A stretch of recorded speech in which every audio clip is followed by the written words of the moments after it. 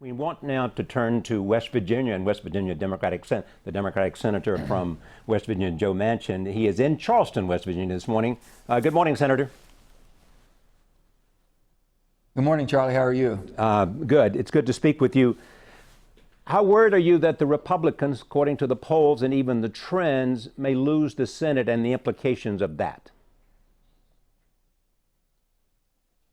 Well, let me just say about our Democrats that we have running right now in the so-called red states. This is the strength of our moderate team.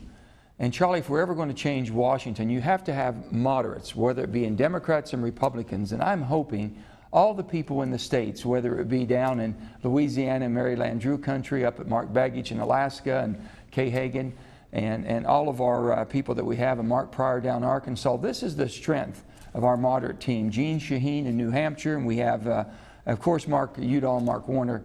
But these are the people that are willing to reach across the aisle, work with Republicans, independents, whoever they may be, trying to find solutions for America. So how do I'm hoping the citizens and constituents and voters of those states look at that. So how different are these moderates in terms of positions from the president?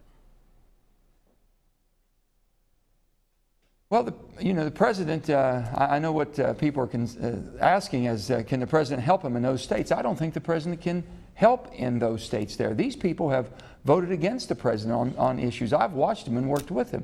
You know, I've always said this, Charlie, no matter who the president is, whether it's George Bush, whether it's Barack Obama, or whoever the next president, we should all want the president to do well, but we have a responsibility, especially as senators, to speak up when we think it's not in the best interest of our country or our states that we represent. These are the people that do that. And you know, let's look on the Republican side. We've got Lamar Alexander, we have Susan Collins, we've got Lindsey Graham. Those are good people. I hope they come back too. Yeah. But the president has said in a radio spot that they have been very helpful to him in getting his agenda passed. Well, that might be his evaluation. And you know one thing, if that agenda looks good for America and certain things we're talking about, then they're going to vote. But just saying that the president calls up and tells them how to vote, that doesn't happen. I know that for a fact. I'm living proof of that. I have very little contact with the White House, but the basic is that when you see what's good, no matter what, who the president is and what the policy may be, you do what's best for your country first.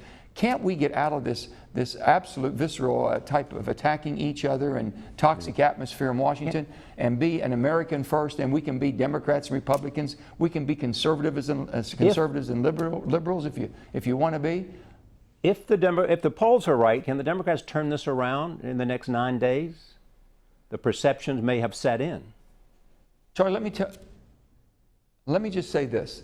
I've never seen this much money. It's a shame. It's almost an absolute shame in what's being done to the American voters, having this much money spent trying to believe that you're somebody you're not, or someone controls your vote or controls how you think or what you say.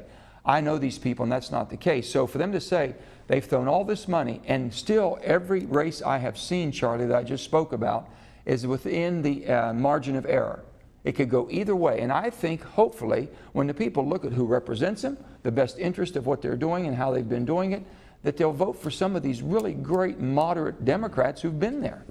You have addressed the issue of guns. We've had another shooting incident. Is guns, are they an issue in this election? You would like to think that we could have elected officials with enough fortitude to basically look at gun sense. I'm a lifetime member of the NRA. I'm a gun person. I just came off of a hunt yesterday, and we were hunters feeding the hungry. I enjoy this, and I think it's for good purpose. But with that being said, you've got to have gun sense. If I don't know who you are, Charlie, I'm a law-abiding gun owner. Treat me that as a law-abiding person. I'm not going to do something wrong just because I own a gun. But I also, in a law-abiding gun owner, be responsible that if I go to a commercial gun show, if I go on the internet, I want to know who wants to buy my gun, and I would think they'd want to know who they're selling their gun to. That's common gun sense. And most of America and most gun owners agree with that. That's all we did.